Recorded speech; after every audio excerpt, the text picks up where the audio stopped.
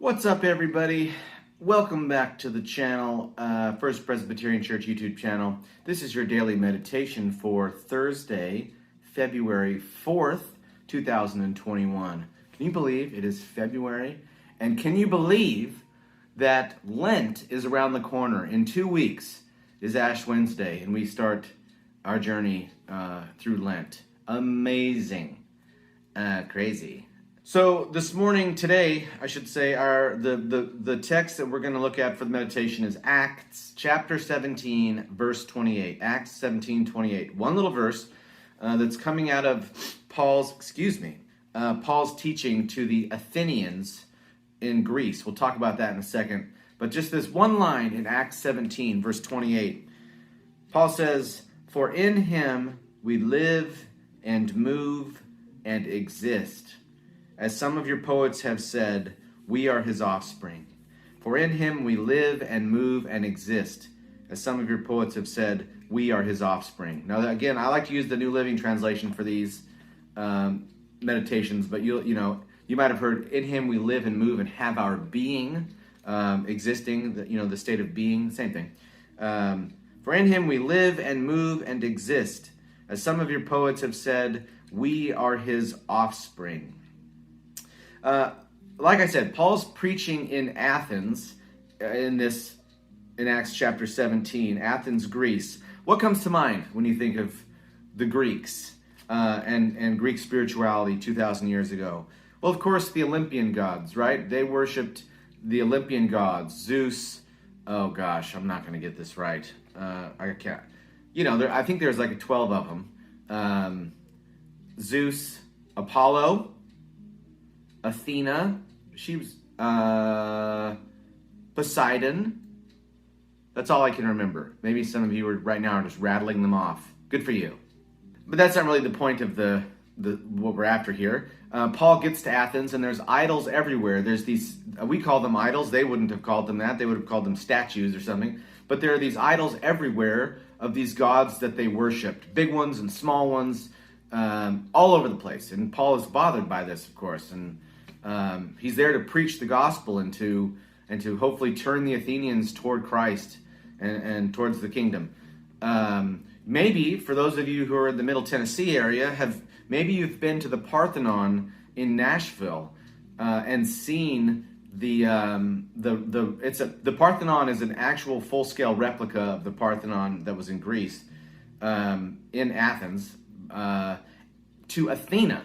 And inside the Parthenon in Nashville is a full-scale replica statue of Athena in there. It's really amazing. I would think that Paul would have seen something like this when he was there in Athens back then. In Acts 17, we read that the Athenians, the people of Athens, were a very curious people. They loved new ideas and hearing new philosophies, new concepts. And so they welcomed Paul and wanted to hear what he came to teach and what his ideas were. And so Paul meets with them and tells them about this unknown God that they had been worshiping or had been represented by a statue, an idol, this unknown God. And Paul says, that's the God I'm here to tell you about, Yahweh. And here's what he says. I'm going to read you a few other verses that lead into what we read a second ago. Paul says, he is the God, this unknown God. He is the God who made the world and everything in it.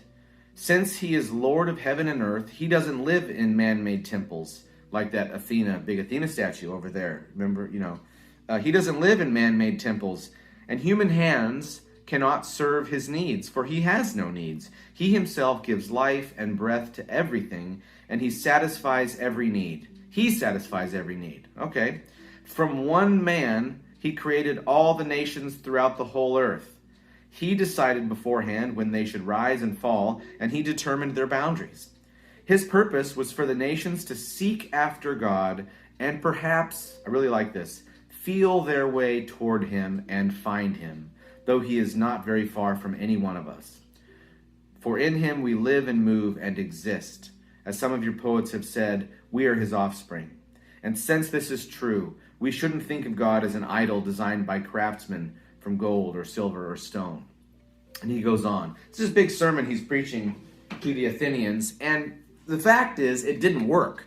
The Athenians didn't go for it. There's no history of a church being established in Athens then. No more letters to Paul to the church in Athens. We don't have Athens as a book in the Bible, I'm sure there were some Christians in Athens at that time, but it just didn't really take. And that scholars think it probably has something to do with what came after what I just stopped reading, verses 30 and 31, which you can look at on your own. We're not going to get into that today. In fact, we've already kind of gone way off track, maybe, because what we read this morning was that sweet verse 28, for in him we live and move and exist. We are his offspring. Paul is quoting a Cretan poet. I don't remember his name. Epimenides? Something like that. Epimenides.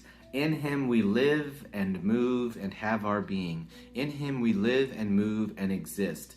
These are a line that would have been familiar to the people of Athens, but it would have been under a completely different idea. And Paul is saying, in Yahweh, in God, we live and move and exist. And really, I don't know what else to add to that for you, for this meditation, except to just let that truth about God and us, God's people, to sink in. In God, you live and move and have your being. In God, you live and move and exist. This is who you are. It's where you belong. And don't let any other story come in and take that out of your awareness.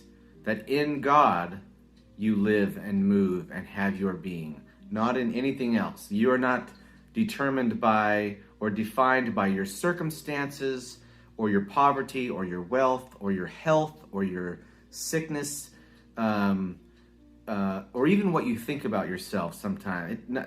In God you live and move and have your being.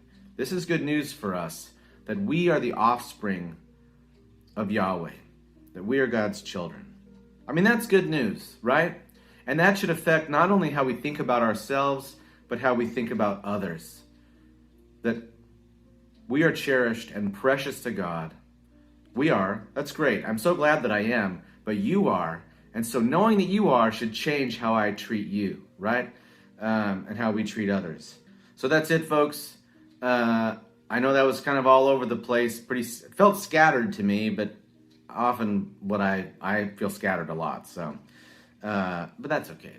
I hope this speaks into your heart, and I hope that it inspires you today to love God and love your neighbor as yourself.